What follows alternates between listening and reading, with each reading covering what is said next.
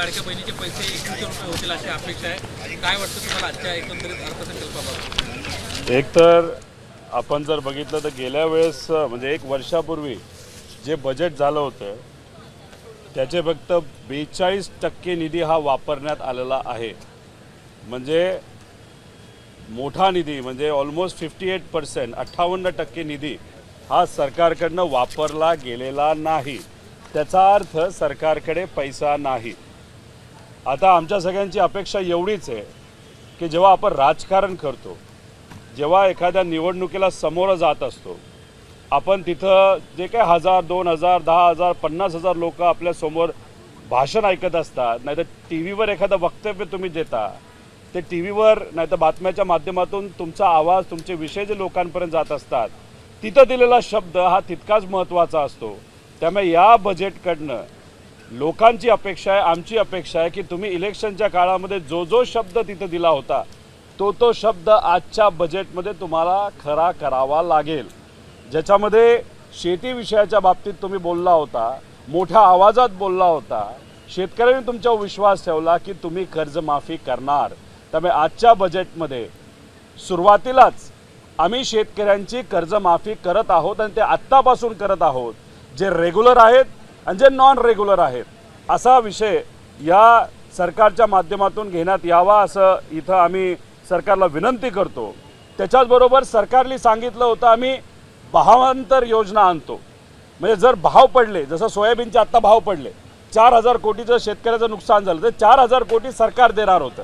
तसंच कांद्याच्या बाबतीतला विषय, कपाशीच्या बाबतीतला, तुरीच्या बाबतीतला 50,000 कोटी रुपयाची भावांतर योजना ही सरकारला आणावी लागेल. जो शब्द होता पक्षांतरच्या बाबतीत खूप ऐकलं, आता भावांतर हा शब्द या सरकारच्या या बजेटमध्ये येण्याची तिथं जरूरत आहे.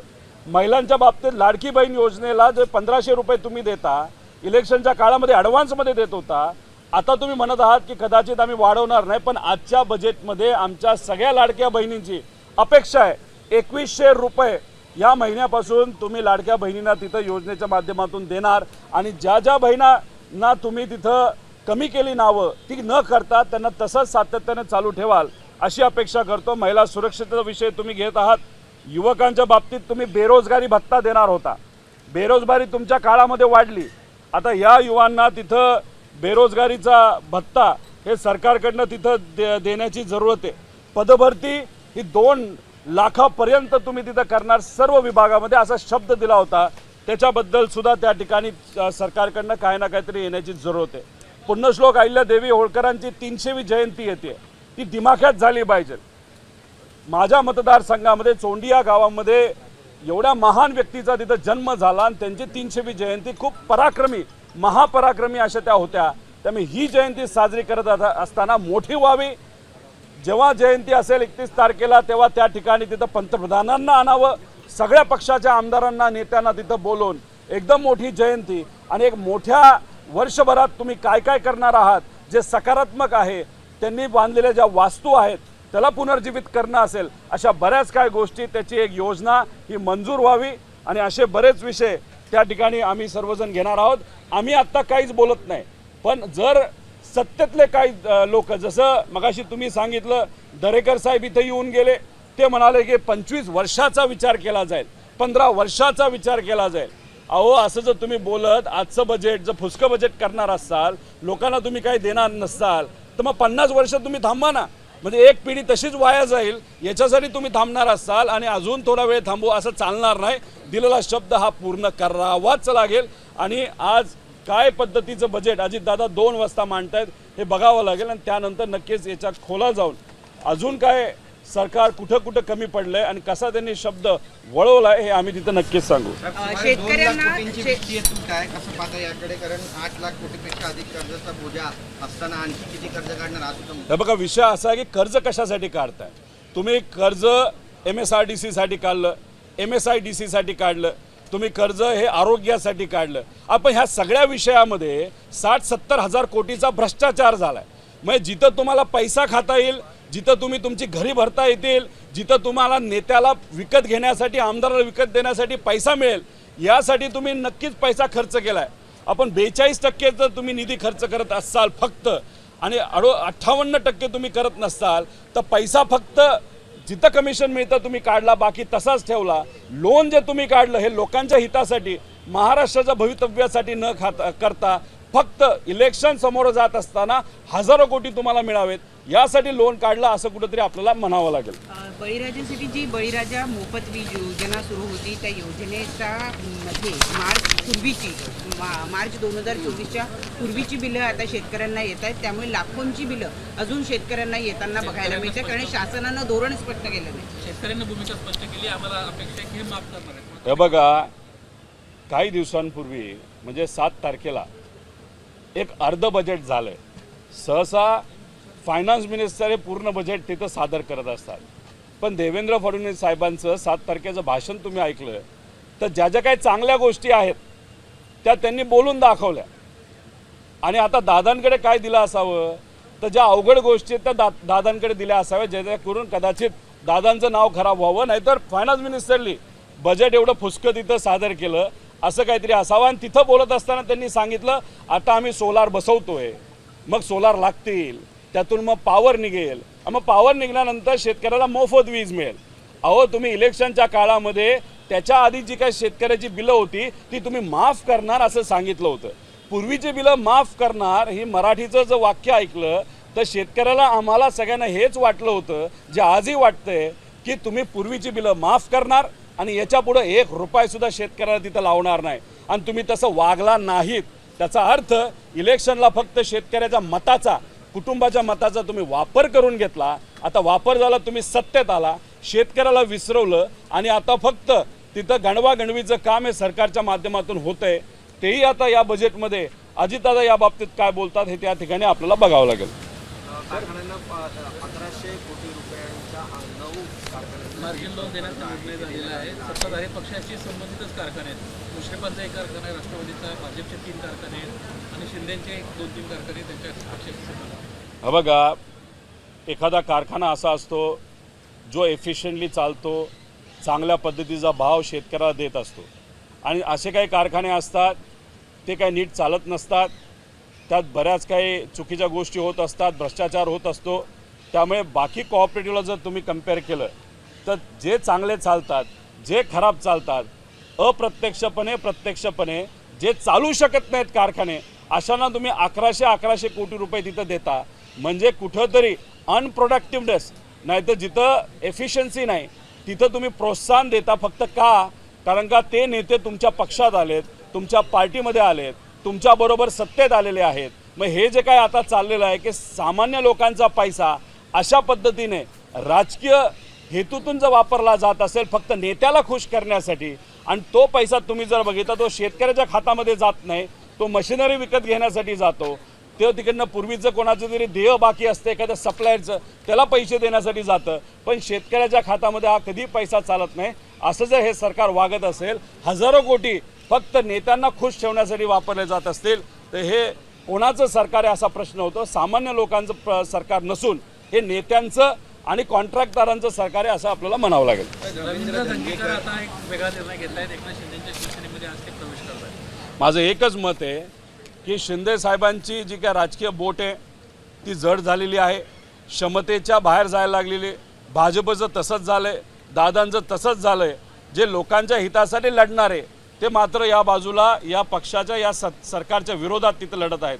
अशात दंगेकरसारखा सामान्य लोकांचा कार्यकर्ता जर आज सत्तेत जाण्यासाठी तिथं जर एखाद्या पक्षामध्ये प्रवेश करत असेल, विचार बदलत असेल, तर ज्या वेळेस ते निवडून आले होते लोकांनी त्यांच्याकडे एका विचाराला बघून निवडून दिलं होतं, त्या विचाराला कुठंतरी गद्दारी होईल असं माझ्यासारख्याला वाटतं. जोपर्यंत निर्णय होत नाही तोपर्यंत याच्या खोलात जाऊन आपल्याला काय सांगता येणार नाही. काय शेवटी विरोधात राहत असताना सगळ्याच काय चांगल्या गोष्टी असत नाहीत. माझ्या कारखान्यावर आता कारवाई सुरू आहेत, माझ्या विरोधात तिथं कारवाई सुरू आहेत, बरंच काय माझ्या विरोधात तिथं चाललं आहे. पण शेवटी विचाराला पक्क राहणं पण तितकंच महत्त्वाचं. काय राजकारण हे 3-4 वर्षासाठी आपण करत नसतो, पण पुढच्या 30-40 वर्षासाठी करत असतो. त्यामुळे माझी विनंती आहे दंगेकर साहेबांना की तुम्ही थोडंसं विचाराकडे थोडं बघा, संघर्षाची भूमिका ठेवा. पुढचा काळ हा विचाराचा आहे, चांगल्या लोकांचा आहे, त्यात तुमचं नाव नक्कीच अभिमानाने आम्ही सर्वजण घेऊ. पण आज फक्त सत्तेत जाण्यासाठी आपण नाराज आहो हे दाखवण्यासाठी तुम्ही जर विचार बदलत असाल तर मग उद्या जाऊन लोकसुद्धा आपल्या पाठीशी राहणार नाही. याची दक्षता याचा विचार हा दंगेकर साहेबांनी करावा अशी विनंती इथं करतो. काही दिवसांपूर्वी तुम्ही देखील अफगाणिस्तानवरती उत्तर प्रदेशला गेल्याचं पाहायला मिळालं होतं. आता राज ठाकरेंना त्याच्यावरून ज्या पद्धतीने टीका केली त्या टीकेकडे किल्ले उडवले त्यांनी गंगेच्या स्वच्छतेवरून. हे बघा, महाकुंभला जाणं, एखाद्या मंदिरात जाणं, दर्शन घेणं, एखादा सप्ताह असू द्या, नाही तर कुठेही धार्मिक नाही तर आध्यात्मिक कार्यक्रम असेल, जर एखादा व्यक्ती जात असेल, तिथं दर्शन घेत असेल, तर ती आपल्या सर्वांची धार्मिकता झाली आणि आपण सगळेजण जपतो. महाकुंभला तुम्ही जर बघितलं तर 30 कोटीच्या आसपास लोक तिथं गेली होते.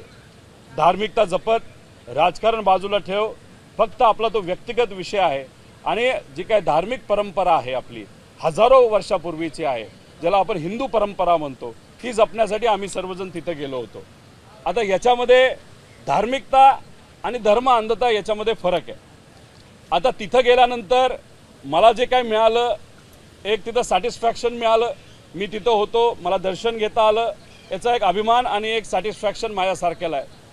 पण दुसरी गोष्ट, तिथं गेल्यानंतर आज जे राज ठाकरे साहेब बोलत आहेत की तिथं पॉल्युशनचा विषय, म्हणजे पाणी हे पॉल्युशनच्या कारणांमुळे, म्हणजे ज्याच्यामध्ये फॅक्टरीचं पॉल्युशन असेल, शेतीतून जे पाणी येतं त्याचं पॉल्युशन असेल, नाहीतर तिथं योग्य पद्धतीचं नियोजन नसल्यामुळे पाण्याची क्वालिटी आपण जर बघितली तर राज ठाकरे साहेब म्हणतात तशी ती क्वालिटी चांगली नव्हती.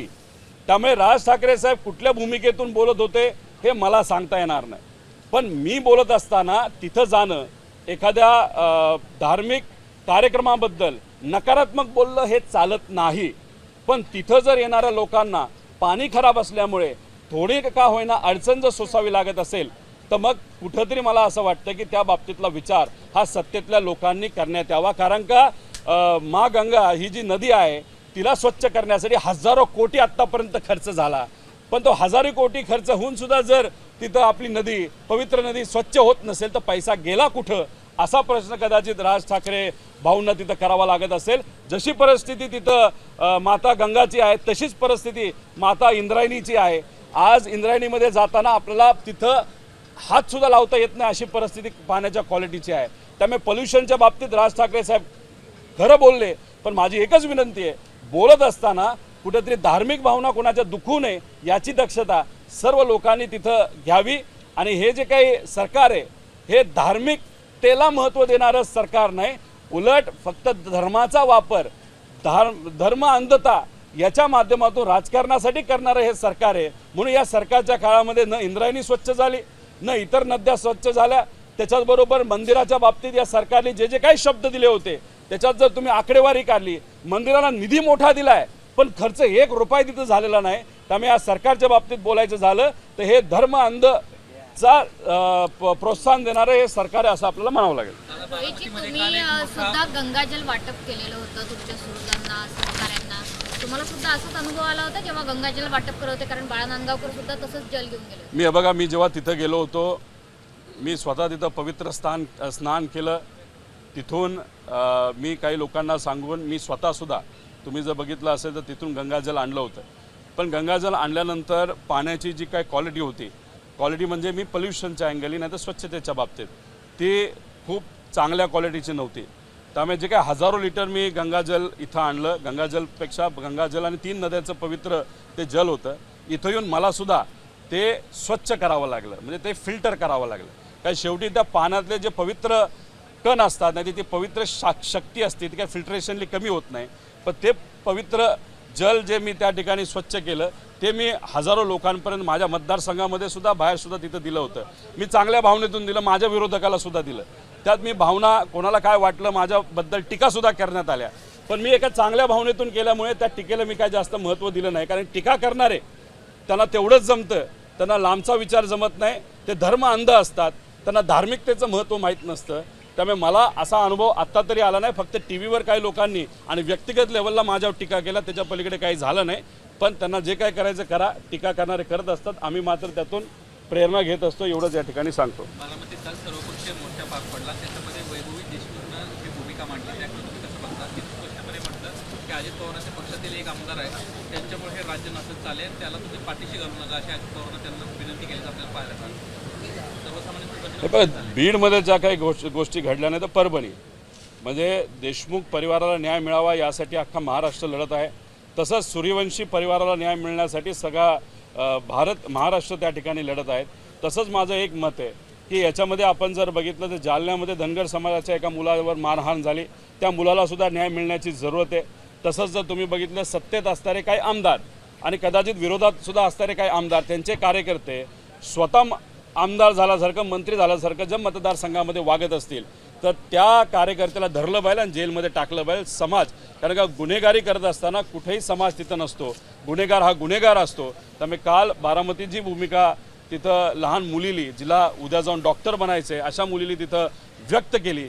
तसंच भावना सूर्यवंशी परिवाराच्या इतर लोकांवर ज्यांच्यावर अन्याय झाला त्यांच्या परिवाराच्या, त्यामुळे सगळ्या लोकांना न्याय मिळण्यासाठी सरकारने त्या ठिकाणी पुढाकार घेऊन राजकारण बाजूला ठेवून कारवाई करण्याची जरूरत आहे. ते सुद्धा लवकर करण्याची जरूरत आहे असं मला तरी वाटतं. आता कालच जर तुम्ही बघितलं तर एक पोलीस अधिकारी तो त्याच्या पॉवरचा वापर करत आणि कदाचित काही सत्तेदारांचा त्यांना वर्धास्थ असं म्हणलं जातं, त्यांनी तिथं एका महिलेचा रेप केला.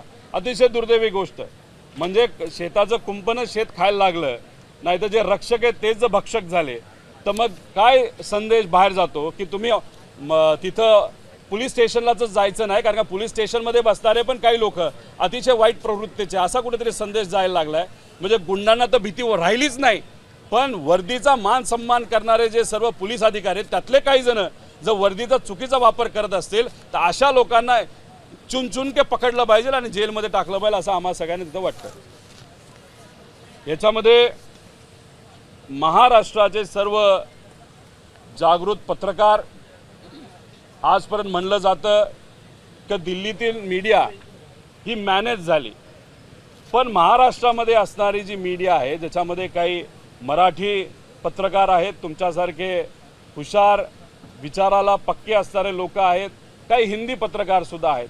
नेहमी तुम्ही सकारात्मक भूमिका बाजू ही घेत असता, सामान्य लोकांची असू द्या, सरकारच्या विरोधातली असू द्या, विरोधकांच्या विरोधातली असू द्या, पण तुम्ही नेहमी आवाज म्हणून त्या ठिकाणी लढत असता. मी आपल्या सर्वांना विनंती करतो की तुषार खरात नावाचा जो पत्रकार आहे तो तुमच्यातलाच एक आहे. ठीक आहे, तुमच्यातले काही जण मोठ्या चॅनलचे असतील, त्यांचा एक छोटासा चॅनल आहे, पण पत्रकार हा पत्रकार असतो. अशा पत्रकाराने गेल्या 1 वर्षभरात, 2 वर्षात, 5 वर्षामध्ये एका नेत्याच्या विरोधात नाही तर राजकीय व्यक्तीच्या विरोधात आवाज उठवला. त्याच्यामध्ये महिलेचा आवाज म्हणून तिथं त्यांनी आवाज उठवला असेल. तसंच करोनाच्या काळामध्ये बोगस बिले वसूल करण्याचं प्रकरण हे पुढे आणलं. मृत व्यक्तींच्या नावाने महात्मा फुले जन आरोग्य योजनेच्या माध्यमातून बिलं उगाचच फुकटात तिथं काढून भ्रष्टाचार जर तिथं झाला असेल, बोगस व्यक्ती दाखवून भिसे जमीन हडपल्याचा प्रकार असेल, असे विविध प्रकार ज्या पत्रकाराने तुषार खरात नावाच्या पत्रकाराने, एक ओबीसी समाजाचा एक चांगला पत्रकार, धनगर समाजाच्या लोकांच्या जमिनी काही लोकांनी हडपल्या त्याच्या विरोधात आवाज म्हणून लढणारा हा तुषार खरात, याच्यावर आज अन्याय होत असेल तर तुम्ही सुद्धा त्याच्याबरोबर राहावं अशी विनंती इथं करतो. अनेक खोटे गुन्हे त्याच्या विरोधात होण्याची शक्यता आहे. काल सुद्धा एक गुन्हा झाला की मंत्र्याच्या विरोधात त्यांनी तिथं आवाज उठवला. आता मंत्र्याची जर एवढी ताकद असेल, सरकारची एवढी ताकद असेल तर तिथं देशमुख परिवाराला न्याय मिळत नाही, सूर्यवंशी परिवाराला न्याय मिळत नाही. एक धनगर समाजाच्या जालन्यामध्ये साधा सामान्य कुटुंबातला मुलगा, त्याच्यावर अन्याय झाला, तिथं त्याला न्याय मिळत नाही. अनेक ओबीसी समाजाच्या मुलांमुलींवर तिथं अत्याचार झाला, त्यांना न्याय मिळत नाही. फक्त मंत्र्याच्या विरोधात बोललं आणि ते सुद्धा पत्रकार परिषदेत बोललं म्हणून एका पत्रकाराला उचलायचं आणि जेलमध्ये टाकायचं. आणि आता जर तुम्ही बघाल, आज नाही तर उद्या त्याच्या विरोधात अनेक जुने आणि खोटे गुन्हे सुद्धा लागू होतील. त्यामुळे कृपा करून मी आपल्या सर्वांना विनंती करतो, आम्ही त्याच्याबरोबर आहोत. त्याच्या व्यक्तिगत जीवनामध्ये काय हा विषय दुसरा, पण महत्त्वाचं काय की ज्यांनी मुद्दे जे टाकलेत, मांडलेत आत्तापर्यंत, ते सामान्य लोकांच्या बाजूचे आहेत. त्यासाठी आम्ही लढणार आहोत. त्याला लागणारं जे काही वकील असतील, जी कुठली मदत असेल ती नक्कीच त्याला त्या विषयाच्या बाबतीत लोकांच्या बाजूने लढण्याच्या कारणांमुळे आम्ही तिथं देणार आहोत. पण तुम्ही मीडिया म्हणून सुद्धा त्या पत्रकाराच्या पाठीमागे राहावं अशी विनंती या ठिकाणी मी मनापासून तिथं करतो. धन्यवाद. सुरेश दास यांनी धनंजय मुंडे यांच्या आईचं नाव घेतल्यामुळे धनंजय मुंडे अतिशय उद्विग्न झालेले आहेत. त्यांनी असं म्हटलेलं आहे की या संपूर्ण प्रकरणामध्ये माझ्या आईला खेचण्याचं काहीच कारण नाही. माझं एकच मत आहे, जी व्यक्ती राजकारणात आहे त्याच्यावर आपण जास्त बोलूया. कुठल्याही व्यक्तीच्या आईबद्दल, बहिणीबद्दल जर शासनाला कुठलं नुकसान होत नसेल तर उगाच त्यांच्याबद्दल बोलून कुठं राजकीय भांडवल जर कुणी करत असेल तर मी त्या विषयाच्या बाबतीत आईचं नाव घेऊन एक मुलगा कुणीही असू तो नाराजच त्या ठिकाणी होणार. त्यामुळे सर्व राज्यकर्त्यांना मी विनंती करतो, कृपा करून राजकारणामध्ये लढत असताना कुटुंबाला फक्त ओढू नये. राजकीय व्यक्ती जो आहे, जो त्या ठिकाणी चुका करतो त्याच्याबद्दलच बोलावं, पण कृपा करून कुटुंबाला राजकारणामध्ये या दुर्दैवाने असं बोलावं लागतं, या राजकीय चिखलामध्ये परिवाराला फक्त कुणी ओढू नये अशी विनंती इथं मी सुद्धा एक विरोधी पक्षातला आमदार म्हणून त्या ठिकाणी करतो. अंजली दमानिया सातत्याने धनंजय मुंडेंवरती आरोप करतात आणि पुरावे सुद्धा दिले, मात्र धनंजय मुंडेंवरती कारवाई होत नाही. म्हणजे पोलीस त्यांना सहभागी आहेत, त्यामुळे त्यांच्यासह सर्वांना सह आरोपी नाही बघा, सत्तेत असणारा एक आमदार जो मंत्री असतो आणि त्याचा मित्र जो मोठा गुन्हेगार असेल तर त्यांच्या मित्राला म्हणजे वाल्मिक कराडला असं कुठंतरी वाटत होतं, नाहीतर कदाचित त्यांना पाठिंबासुद्धा असेल की सरकार आपल्याबरोबर आहे, आणि त्या हेतूतून इतक्या वाईट पद्धतीने कोणाचा मर्डर केला जात असेल, पैसा जर उखळला जात असेल, एक वेगळी गँग चालवली जात असेल, तर मग सत्तेत असणारा त्या काळी त्यावेळेस जो मंत्री होता त्यांना सुद्धा सह आरोपी केलं पाहिजे असं आमच्या सगळ्यांची सुद्धा मागणी आहे. पारदर्शक पद्धतीने कुठंतरी इन्व्हेस्टिगेशन झालं पाहिजे, खरं काय खोटं काय हे लोकांसमोर तिथं आलं पाहिजे. दमानिया ताईंना मला विनंती करायची आहे की सूर्यवंशीवर सुद्धा तिथं अन्याय झालेला आहे, तसंच आज या खरात जो कार्यकर्ता नाही तर पत्रकार त्याच्यावर अन्याय झालेला, तिथं सुद्धा भ्रष्टाचार नाही तर चुकीच्या गोष्टी झाल्यात. कदाचित बीड पॅटर्न तर झालंच आहे, पण आता हे साताऱ्यामधलं हे जे मतदारसंघातलं पॅटर्न आहे हे अतिशय भयानक आहे. ह्याच्या खोलामध्ये सुद्धा सगळ्यांनी जावं आणि जे काय खरं आहे खोटं आहे हे त्या ठिकाणी पुढं यावं. आम्ही सुद्धा चूक केली असेल तर आमच्या विरोधात बोलायला काय हरकत नाही. जो चूक करतो त्याच्या विरोधात बोलणं हे महत्त्वाचं आहे. लोकांसमोर त्या गोष्टी आणणं पण तितकंच महत्त्वाचं आहे. एबीपी माझा, उघडा डोळे बघा नीट.